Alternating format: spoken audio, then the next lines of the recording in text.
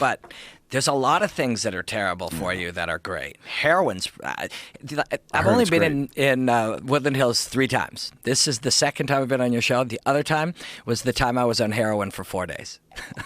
That's the only other time I was in. 4 days? 4 days. In Woodland Hills. I was 20 years old. Damn. Yeah, it was weird. Shooting up? Yeah.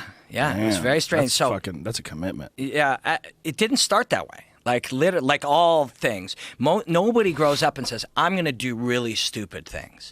I was like 20, and I lived in Winnipeg, Manitoba. And I was really into music. And I came down here I was a hairdresser at the time. And so, and this jacket would work perfectly. So your hair. Yeah, my hair, exactly. So, and I was down here doing some, I would do platform work where I would demonstrate how to do stuff for other hairdressers and people. And I went to...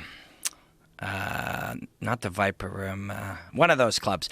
And this pretty woman comes up to me and says, are you a musician? And I'm like, yeah, and I'm kind of about to say, but I live in Canada and, and she goes, well, my husband's putting together a band and you got to meet him. His name's Andy McCoy. And Andy McCoy wouldn't mean much to a lot of people, but to somebody who's really into Motley Crue and stuff like that, he was in a band called Hanoi Rocks that was kind of started that movement. I'm like, whoa, shit, I'm going to be famous. I'm going to be rich and famous. Not knowing that, although Metal Edge told me that this guy was a big deal, he was just a musician. But to a 20-year-old from Winnipeg, it's like, oh my God, I'm going to be in a huge fucking band. So I go and I meet him. We go to his house in Woodland Hills, and actually I've been here 4 times. There was that time that I flew home to Winnipeg, and they flew me back down because they were going to get me singing in their band. I'm 20 years old. This guy's famous to me, right? So I get down there, and that shit is not all that organized. You know what I mean? Something's not making a lot of sense. And then around day 2, I figured out, okay, it's because everyone's on heroin. And it started, we had smoked some pot, which in Winnipeg, in Manitoba, we called that dope. You want to smoke some dope? It's like, sure. It was so he goes, do you do dope? I'm like, yeah, I just smoked it with you 20 minutes ago. He goes, no, and then before I knew it, he'd injected me with heroin. A conversation sort of happened. I was trying to be a not super uncool, but not saying, yes, I want to do heroin. And then 4 days went by. Literally just shooting up for 4 days. And then I just about missed my plane home. So I had a girl and a home and a job and all those kinds of things. And I'm kind of looking at the plane ticket. And I know it's okay, if I get a cab in the next 2 hours, I'll get the plane, I'll get home or whatever. And he's like, well, just, and you're not even thinking. It's you're barely even there. And somewhere along the line, I was just don't worry about it. Just fine. You don't have to get on the plane. I probably got $100 to my name. And if I didn't get on that plane, I'd have no job, no girl. I'd be a heroin addict with no money in Woodland Hills with a guy who doesn't have his shit together. I think in the years since he's got his shit together. I haven't seen him since then. And I made myself go, and I was sick for 2 or 3 days. And I realized, literally that second in time, if I don't convince myself to get on that plane, my whole life is fucking ruined. Whoa. Yeah, I just so vividly remember trying to talk myself into just, fuck it, stay here, don't worry about it. And then I would think to myself, well, what are you going to do? When are you going to get home? Don't fucking worry about it, man. And I just and I was just literally convincing myself, don't bother, don't worry, it's not a big deal. But it was obviously a big deal.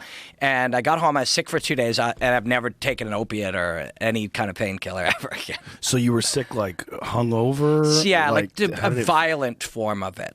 Was it withdrawals?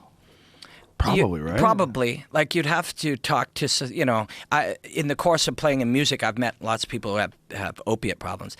And they would say, oh, man, 4 days, that's nothing. But to a person who was a normal person, and then all of a sudden they were doing drugs for 4 days, it probably was, violent withdrawal. So it was very sick. And I knew that day, it's I'm just never going to take any kind of narcotic or painkiller like that ever again. Wow. Yes. So that was the second last time I was in Woodland Hills.